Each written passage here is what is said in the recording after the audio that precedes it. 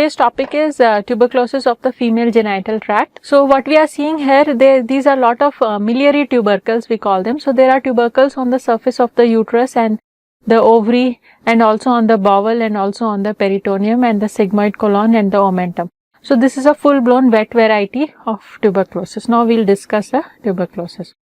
So it's a very frequent cause of chronic pelvic inflammatory disease. In fact, some people say chronic PID means tuberculosis. And it is a very common cause of infertility in the developing world, and it is produced primarily by Mycobacterium tuberculosis or bovis. Now in India we have a custom of boiling milk.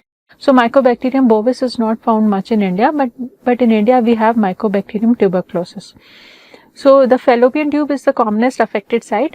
From the fallopian tube, it can go into the endometrium, and ovaries can also be affected. So how does the tract get involved? It is genital tuberculosis is always a secondary tuberculosis. It is never primary.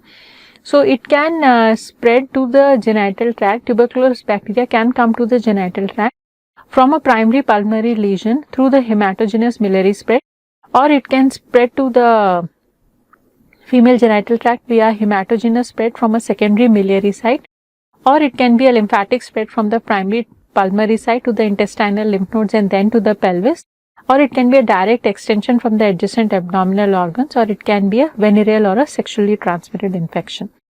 Commonest site is the fallopian tube.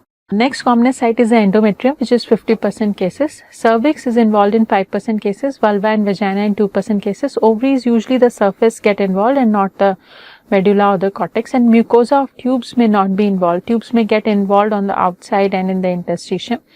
38% of women with genital tuberculosis had previously had tuberculosis in other organs, which we know, like lungs or cervical lymph nodes. So most often in the 20 to 40 years of age group with chronic pelvic pain and an inflamed pelvic mass, the patient presents with malaise and low-grade fever. She can also present with menorrhagia in the early stages and hypomenorrhea and amenorrhea in the late stages, and infertility. Failure of fever to subside with high dose of broad spectrum antibiotics also suggests that it is a tubercular infection. And patients with pulmonary tuberculosis, around 10 to 20% of them have a pelvic tuberculosis.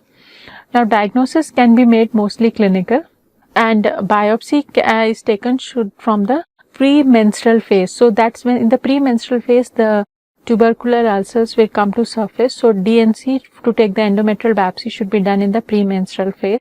Biopsy can be taken from the cervical ulcer, and HSG, hysterosalpingography, to look at the fallopian tube, various signs and stigma of tuberculosis. Culturing the menstrual blood or the luteal phase endometrial aspirate can be done in the LJ media and the Lowenstein-Jensen media. Laparotomy and laparoscopy can show the tubercles, which can be biopsied. The tissue retrieved from endometrium or the biopsy can be done the Zeal-Nielsen staining and the acid-fast staining, and other studies like chest X-ray culture to know whether it's a primary pulmonary tuberculosis can be done. Now it is caused by Mycobacterium tuberculosis, and it was discovered by Robert Koch in 1882. So the disease was recognized and reported much earlier than when the organism was found by Koch. So in 1744, in the 17th century itself, Morgagni had described the autopsy findings in a woman who had died of tuberculosis, and in her they were filled with a cheesy material. So it is called as caseous material or cheesy material. So even though the bacteria was discovered late, the disease had been identified as a caseating disease in the 18th century by Morgagni. Now, female genital tuberculosis is a disease of young women, and 80% are diagnosed between 20 and 40 years. It is endemic in India, but the exact incidence is not known. Some people say it is increasing because of the resurgence of HIV. And it is found in 5 to 50% of infertile women and 1 to 2% of general gynec population. It may be asymptomatic during the infertility workup. And caused by Mycobacterium tuberculosis 95%, very rarely bovis in 5% cases. So genital tuberculosis is mostly secondary. Secondaries can come from lungs, lymph nodes, kidneys, joint, or gastrointestinal tract. So it can be a pulmonary Koch's, tubercular lymphadenitis, renal tuberculosis, or it can be a tuberculosis of the joints, or it can be a GI tract or a gastrointestinal tuberculosis which has metastasized to the genital area through hematogenous, lymphatic, or a direct continuity and contiguity spread.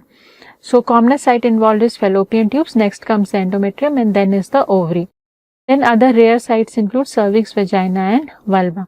Now, primary tuberculosis of genital tract is sexually transmitted, which is very rare, which is only 1% of the cases. Now, as pointed out earlier, fallopian tube in 90% cases, endometrium in 50% cases, ovaries in 20-30%, cervix in 5 to 15, and vulva and vagina in 1% case. So, tubercular bacilli, when it enters the body, it has got a immense morphonuclear inflammatory exudate, and within 48 hours there will be infiltration of mononuclear cells, and there will be intracellular tubercle replication, and the patient develops immunity and destroys the bacilli. The bacilli destruction leads to the presence of caseating necrosis. Sometimes these Ghon's focus can get reactivated, and it may lead to classic granulomatous lesions and